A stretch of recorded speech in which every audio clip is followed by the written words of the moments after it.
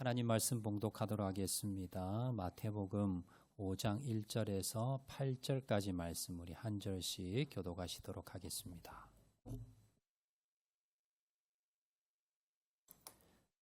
마태복음 5장 1절에서 8절까지 말씀 우리 한 절씩 교독하겠습니다. 1절 말씀 제가 먼저 봉독합니다.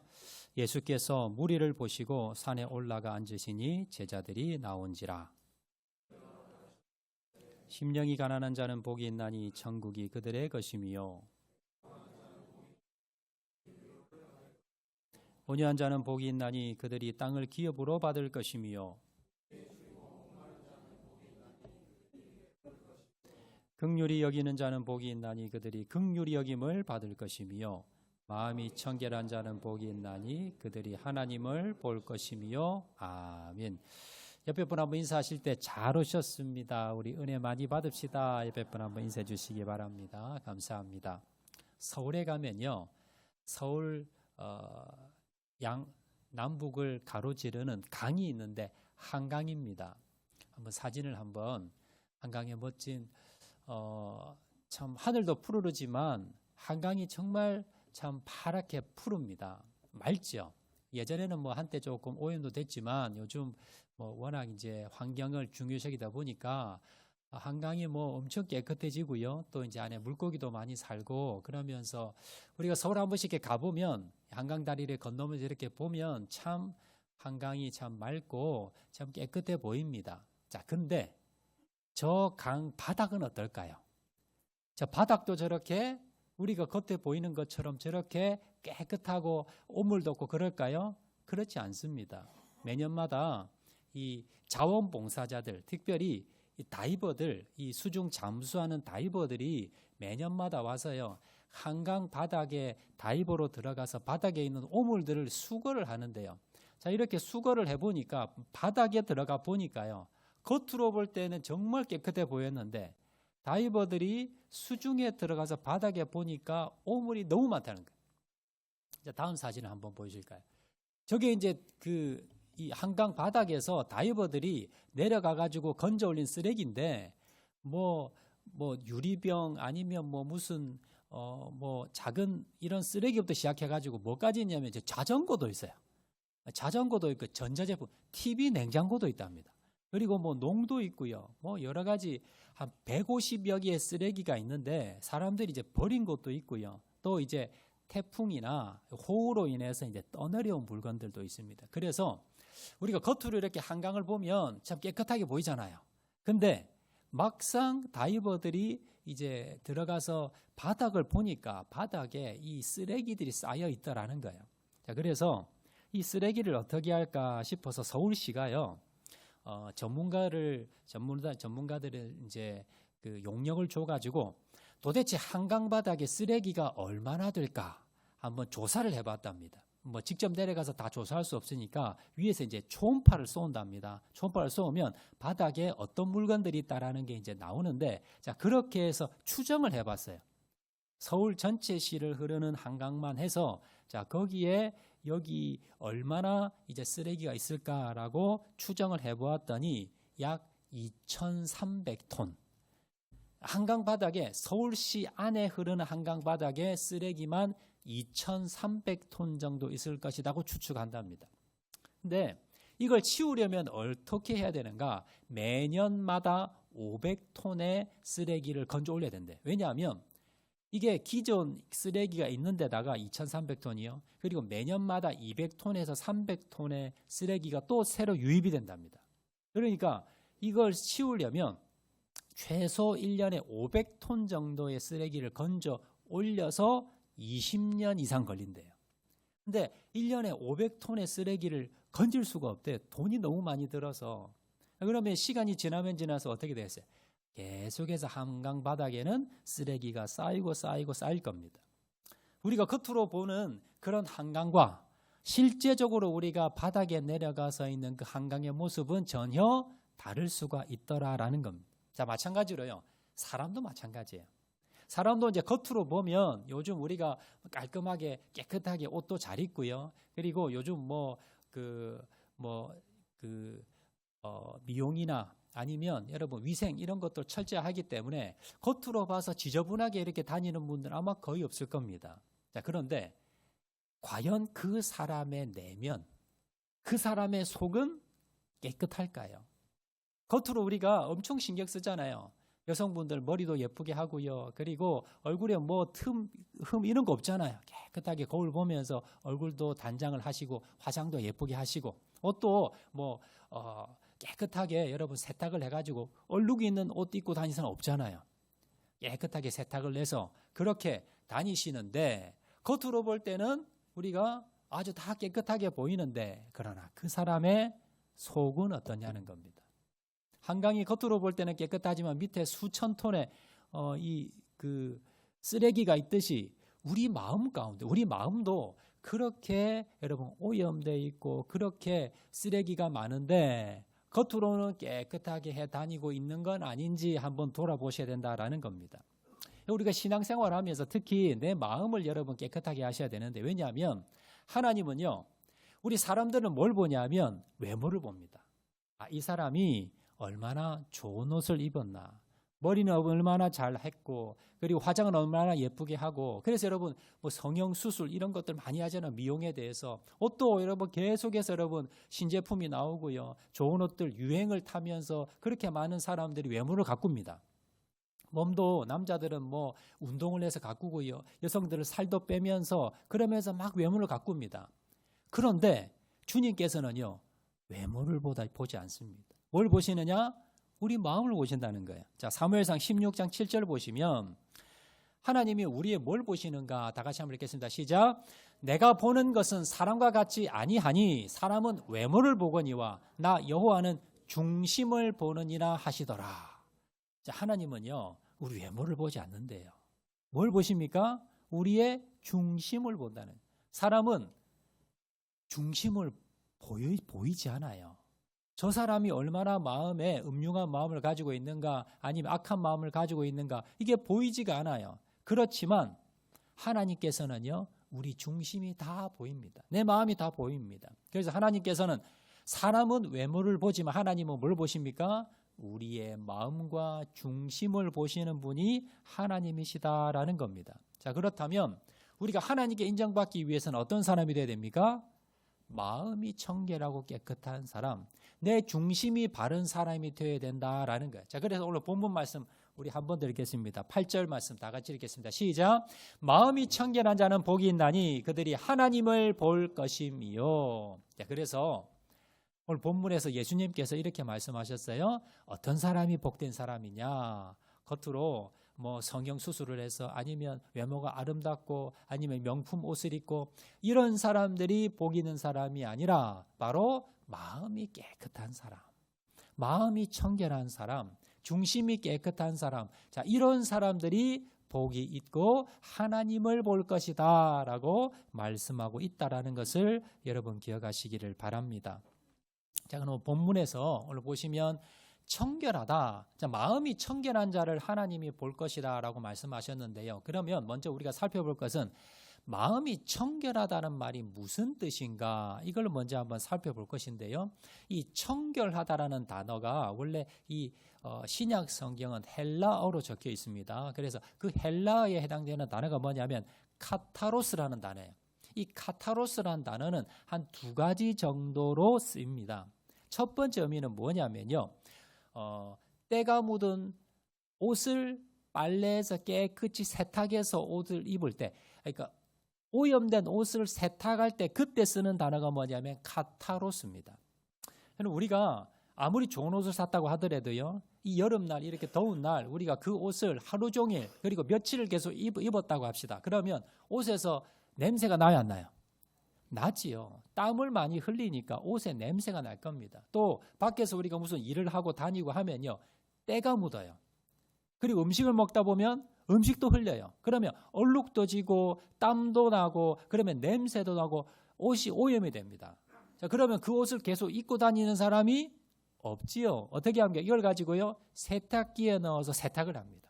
그래서 깨끗하게 세탁을 하면 얼룩도 지고 땀 냄새도 빠지고 여러 가지 오물도 다 지워지고 그러면 또 뭐예요? 깨끗한 새 옷이 돼요. 이때 쓰는 용어가 카타로스다라는 뜻입니다. 그런데요, 우리 마음도 마찬가지예요. 여러분, 우리 옷만 우리가 깨끗하게 세탁해 입는 것이 아니라 우리가 뭡니까? 마음도 여러분 세탁하셔야 됩니다. 옷을 여러분 하루 종일 입으면 여러분 내가 깨끗하게 입는다고 하더라도, 조심한다고 하더라도 땀도 흘리고 오물도 묻지요. 마찬가지입니다. 우리가 내가 아무리 내 마음을 관리하고 내가 깨끗하게 산다 하더라도요, 하루를 살고 이틀을 살고 여러분 이렇게 하루하루를 살아가다 보면 내 마음에 상처도 받고 내 마음에 분노도 있고 내 마음에 미운 감정도 생기고 그러면서 내 마음이 오염이 된다는 거예요. 그러면 이걸 뭡니까? 씻어내야 된다는 겁니다. 여러분 아마 이런 단어 들어보셨을 겁니다. 카타르시스. 들어보셨죠? 카타르시스. 이게 문학적인 용어로 많이 쓰는데 무슨 뜻이냐면요, 우리가 이제 문학적인 책을 읽거나 아니면 여러분들이 감동적인 그런 여러분들이 슬픈 드라마나 아니면 영화를 봤어요. 그러면 여러분들이 눈물이 나요. 근데 이 눈물을 좀 흘리고 나면 뭔가 내 마음에 조금 시원한 감이 좀 생겨요. 이걸 가지고 카타르시스다라고 하는 겁니다. 여러분, 이 카타르시스라는 단어가 여러분 오늘 본문의 카타로스라는 단어에서 나온 단어입니다. 그러니까 비슷한 의미라는 거예요. 이 단어 의미가 같다는 겁니다. 그러니까 여러분 이런 겁니다. 우리가 신앙생활 하면서 우리가 여러분들이 교회 처음 나오신 분들 특히요, 교회 나오셔서 예배 참석을 했는데 나는 슬픈 이야기를 들은 적도 없고 그리고 슬픈 일이 일어난 것도 아닌데 예배 참석해서 찬양을 하는데 눈물이 나는 거예요. 이런 경험 아마 하셨을 겁니다. 우리 성도님들은요, 예배 드리면서 은혜로운 찬양 가운데 내가 눈물이 나거나 마음이 뭉클하거나 하나님의 말씀을 읽으면서 내 마음에 눈물을 흘리거나 마음이 뭉클한 경우, 또 우리가 기도하면서 내가 회개하며 기도하고 하나님 열심히 기도할 때 내 마음에 감동이 오고 눈물 날 때가 있을 거예요. 자, 이 현상이 뭐냐면 그 눈물 흘리고 난 뒤에 어떤 마음이 들어요? 내 마음이 뭔가 깨끗한 마음이 들어요. 뭔가 내가 은혜 받은 것 같고요, 내 마음이 기분이 좋아져요. 이게 뭐냐면 하나님께서 내 마음을 깨끗하게 해주시는 과정이에요. 내가 옷을 하루 종일 입으면 지저분한 옷을 세탁기에 빨듯이 하나님께서 내가 말씀을 읽고 그리고 묵상을 하고 그리고 찬양을 부르고 기도할 때 그때 내 마음을 세탁을 해줘요. 깨끗하게. 그러고 나면 뭐예요? 그때 내가 눈물을 흘리고 여러분 그때 은혜 받고 내가 마음에 감동을 입고 그러고 난 뒤에 내 마음이 뭔가 훨씬 가벼워지고요, 뭔가 내 기분이 좋아지고 뭔가 구름을 떠 있는 것 같고요. 이것이 뭐냐면 바로 하나님께서 내 마음을 깨끗하게 만들었을 때의 현상이다라는 겁니다. 자, 이때 카타로스라는 단어를 쓰고요. 두 번째 또 카타로스라는 단어를 어디에 쓰느냐 하면 금광에서 캐낸 그 원석을 용광로에 집어넣어 가지고 막 온도를 높이면요, 나중에 뭡니까? 불순물이 다 제거되고 이제 순수한 그 금이 나오는데 요걸 가지고 그때 카타로스 되었다라고 표현한다는 겁니다. 광산에서 우리가 금덩어리 이렇게 이제 원석을 캐잖아요. 보석이나 금덩어리를. 그러면 여기에다가 오염된 다른 이물질들이 묻어 같이 이렇게 덩어리가 있습니다. 이걸 어떻게 빼느냐 하면 하나하나 다 뺄 수가 없으니까 용광로에 집어넣고요, 수천 도의 온도를 올립니다. 자, 그러면 다른 이물질들은 녹아버려요. 타버리면 없어져 버립니다. 그리고 나중에 뭐만 남느냐? 순금만 남습니다. 이렇게 금을 채취해요. 그래서 나중에 99.99%의 순금을 뽑아내는데 이렇게 하는 과정을, 이렇게 순금을 뽑아내는 것을 카타로스라 한다라는 겁니다. 자, 우리도 우리 인생도 마찬가지입니다. 하나님께서 우리를 정결하고 마음을 깨끗하게 하는 또 다른 방법이 있는데 이건 뭐냐면 우리를 뭡니까? 연단시키는 거예요. 연단함을 통해서 우리에게 하나님이 고생시킵니다. 고난을 주십니다. 아픔을 주십니다. 이걸 통해서 내 마음을 정화시킨다는 겁니다. 자, 베드로전서 1장 7절 말씀 보시면 이렇게 나옵니다. 다 같이 읽겠습니다. 시작. 너희 믿음의 확실함은 불로 연단하여도 없어질 금보다 더 귀하여 예수 그리스도께서 나타나실 때에 칭찬과 영광과 존귀를 얻게 할 것이니. 자, 우리의 믿음은 이게 보이는 게 아니지. 우리는 내 마음에 있는 게 믿음이에요. 자, 그 믿음의 확실한 가진 사람은 불로 연단하여도 없어질 금보다 귀하다는 겁니다. 이걸 우리의 내면과 뭘 비교해요? 연단에서 금을 캐내는 용광로에서 금을 캐내는 것과 그걸 뭡니까? 비유로 쓴다는 거예요. 이게 뭐예요? 똑같다는 겁니다. 비슷하다는 거예요. 그래서 하나님께서 우리의 마음을 정결하고 하고 우리의 믿음을 성숙하게 시키기 위해서 쓰시는 방법이 뭐냐면 우리를 좀 고생시킵니다. 병도 좀 들고요. 자녀들이 애도 먹이고 남편이 사고도 칩니다. 그리고 여러 가지 뭡니까? 내가 억울함을 당하고 여러 가지 고난을 당해요. 이 고난과 어려움을 통해서 연단해서 뭘 얻게 돼요? 내 심령이 깨끗하게 되고 정결하게 되고 믿음이 성장된다는 거예요. 자, 대표적인 사람이 누구냐? 구약의 욥입니다.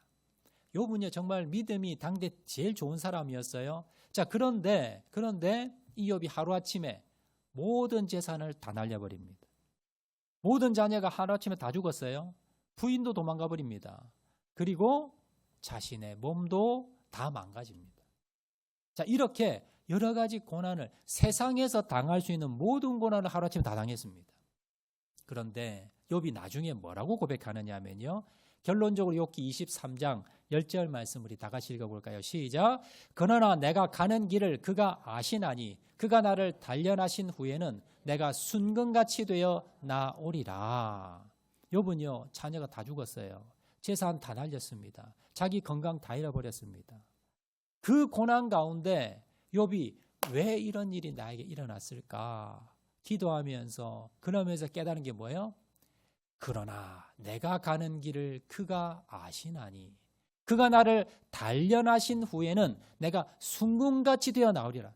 하나님이 나를 사랑하지 않아서가 아니라 내가 무슨 죄를 지어서가 아니라 나를 어떻게 하시려고? 단련하시려고.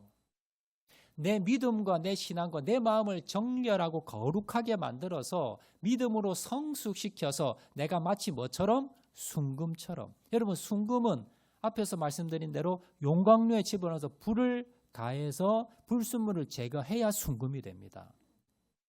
내 마음과 내 믿음을 그렇게 하나님이 순금같이 만들기 위해서 불을 가했다는 거예요. 고난을 주셨다는 겁니다. 내 사랑한 아니면 내가 소중히 여긴 아니면 내가 억울함을 당하고 고난을 당하고 그러면서 그 고난을 통해서 결국은 뭐예요? 하나님이 내 심령에 믿음과 소망을 주시고 거룩함을 회복하게 주셔서 나를 단련하게 해주셔서 결국 뭡니까? 나를 순금 같은 그런 내 마음을 내 믿음을 그리고 내 심령을 주시기 위함이다라고 욥이 고백하고 있더라라는 겁니다. 이렇게 하나님께서는요 우리에게 이런 고난과 연단을 통해서 우리를 거룩하게 만들고 정금같이 만드는데요. 이때 쓰인 단어가 카타로스라는 단어, 오늘 본문에서 정결케 한다는 단어를 썼더라라는 겁니다. 크리스천 치유 상담 대학원 총장으로 현재 계시는요. 정태기 목사님이라는 분이 계세요. 화면에 저분인데 저분이 어떤 분이냐면 내적 치유, 마음에 상처받고 아픈 마음을 가진 분들, 이 기독교 입장에서 기독교적인 방법으로 신앙적인 방면으로 내 마음의 아픈 상처와 그런 것들을 상처를 치유하는 대학이고요. 이 대학을 세우고 우리나라에서 최고 권위자입니다. 아주 초창기 멤버인데다가 학교까지 세우고 이 분야를 개척한 분이고요. 그래서 우리나라에 많은 내적 치유, 상처 치유 여기에 대가가 바로 이분인데 이 정태기 목사님의 간증을 제가 한번 해드리겠습니다. 자, 이분이 젊을 때 예전에 이제 미국으로 유학을 갔어요. 내가 이 내적 치유 이 분야 아직 한국에서 전혀 이렇게 보급되지 않은 분야인데 내가 이 분야에 가서 학위를 따서 그래서 한국에 와서 이 분야를 개척하겠다. 그래서 미국 유학 가서요. 클레어몬트 대학의 상담학 박사 공부를 시작을 했습니다. 자, 그리고 내가 어떤 교수 밑에서 지도 교수 밑에서 내가 공부를 할까라고 고민하다가 기왕이면 최고의 실력이 있는 교수 밑에서 내가 학위를 받아야지. 그래서 그 학교에서 가장 상담학 중에 가장 권위 있는 교수님 밑에서 자기가 이제 담당 교수가 배정이 되어 가지고 이제 공부를 하게 되는데 이제 문제는 뭐냐면 이 교수님이 엄청 엄격해요. 사정을 봐주지 않아요. 그래서 조금이라도 문제가 있고 하면요, 엄격하게 딱 처리하는 그런 교수님이에요. 예, 그래도 내가 한번 열심히 해보겠다라고 해서 그 교수님 밑에서 무려 6년 동안 공부를 했답니다.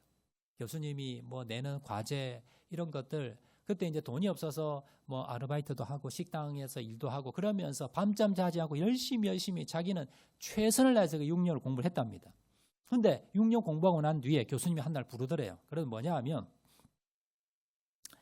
당신은 이 상담하기 맞지 않는 것 같으니까 그냥 그만두는 게 좋을 것 같습니다. 이렇게 이야기하는 거예요.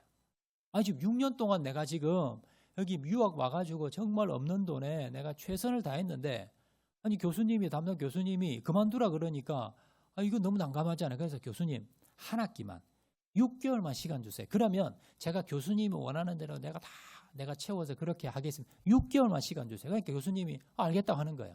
자, 그래서 6개월 동안 또 교수님이 원하는 대로 만들어가지고 그렇게 해서 열심히 했어요. 자, 그리고 난 6개월 지난 뒤에 다시 이제 교수님과 이제 만나게 됐는데, 교수님 뭐라 그러냐면, 미스터 정, 안 되겠어. 보따리 싸고 한국 가. 자네를 보니까 도저히 상담학을 할 수 있는 사람이 아니야. 자, 그러니까 이제 다른 공부를 하든지 아니면 한국으로 돌아가는 게 좋겠어. 이제 더 이상 당신하고는 더 이상 할 수가 없어. 이렇게 이야기한 거예요. 아니, 6년 반 동안 해달라는 거 다 했고요. 그리고 원하는 거 다 했는데, 이 교수님이 이렇게 나오니까 이 정택이 이 교수님, 이 목사님이 이제 참고 참았던 게 폭발이 됐어요. 거기서 이 교수님에게 퍼부어댔습니다. 아니, 한국에서 내가 6년 반 동안 이렇게 고생했는데 어떻게, 아니면 진짜 그러면 내가 보내든지, 6년이 지났는데 지금 이제 보따리 싸라면 이게 말이 되냐, 당신이 도대체 인간이냐, 이러면서 이제 막 퍼부어댄 거예요. 그리고 이제 나오면서 문을요, 부서지든 말든 문을 막 쾅 닫고는 나와버렸어요. 나 밖에 나왔는데 이제 제정신이 든 거예요. 이거 어떻게 하지? 내가 거기서 그냥 무릎 꿇고 빌어야지. 내가 그 교수님 앞에서 그 깐깐한 교수한테 내가 이렇게 소리 지르고 문을 부셔져라 이렇게 문 닫고 나왔으니까요. 이게 후회가 막심한 거예요. 이거 어떻게 하나? 근데 갑자기 뒤에서 누가 툭툭 치는 거예요. 보니까 교수님이에요. 따라오라는 거예요. 그래서 이제 방에도 들어갔어요. 그러니까 뭐라냐면, 미스터 정, 이제 됐어. 이제 당신 공부할 수 있는 싹이 보여. 이러는 거예요. 아니, 지금 조금 전에는 보따리 싸고 한국 가라더니 무슨 소리냐 했더니 뭐라 그러냐면요, 교수님이 내가 자네를 6년 반을 봤는데 자네는 지금 상담학을 내적 치유, 다른 사람의 상처를 치유하는 공부를 하는데, 문제는 뭐냐면 자네 안에 상처가 너무 많다는 거예요. 자네는 6년 동안 한 번도 나에 대해서 좋은 마음을 가진 적이 없다는 거예요. 항상 이 교수님에 대해서 원망과 불평과, 그리고 자네 마음속을 보니까 항상 뭡니까?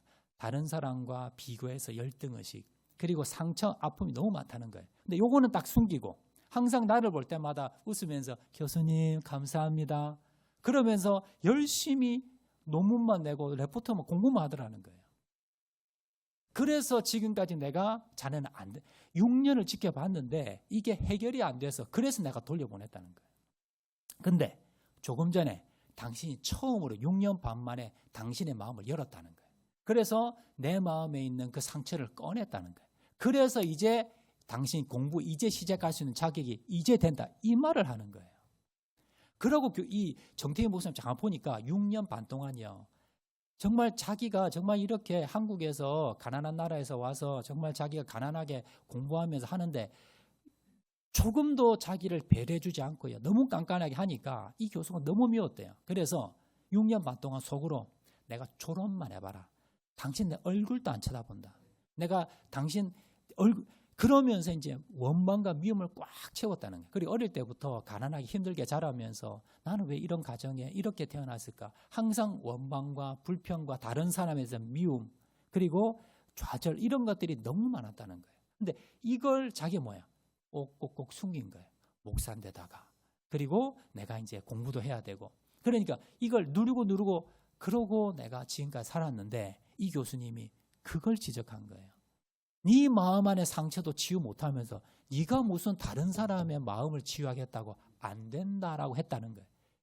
그걸 깨닫고 난 뒤에 교수님이 마지막 내가 과제 하나 줄게. 이거 하면 내가 졸업시켜줄게 하면서 이제 줬는데 그게 뭐냐면 오늘 본문 내용입니다. 오늘 본문에 마태복음 5장 8절 말씀을 주면서요. 이 말씀, 마음이 청결한 자는 복이 있나니 그들이 하나님을 볼 것이며, 이걸 가지고 자네 마음을 들여다보면서 마지막 논문 하나 만들어라는 거예요. 그게 합격이 되면 내가 학위 주겠다는 거예요. 그래서 이제 이 교수님이 집에 와서 이제 마지막 마음이 청결한 자는 복이 있나니 그들이 하나님을 볼 것이요. 자기를 보니까요. 자기 마음에 뭐예요? 미움과 증오와 쓰레기가 가득 차 있더라는 겁니다. 그래서 내가 그렇게 하나님을 불렀는데 하나님이 멀리 보이셨고, 그리고 하나님을 내가 그렇게 찾았는데 하나님을 가까이 만나지 못했구나. 그때부터 뭐예요? 내 마음에 미움들, 그 다음에 원망들, 불평들, 그리고 자격지심 이런 것들을 뭡니까? 그 논문을 쓰면서 하나하나 다 꺼낸 거예요. 그리고 하나님 앞에 꺼내면서 치유가 받은 겁니다. 그리고 그 내용을 바탕으로 논문을 써서 제출했더니 교수님이 합격. 그래서 학위를 받고 한국에 온 거예요. 그리고는 이제 한국에서 최고의 내적 치유 전문가가 되었다라는 겁니다.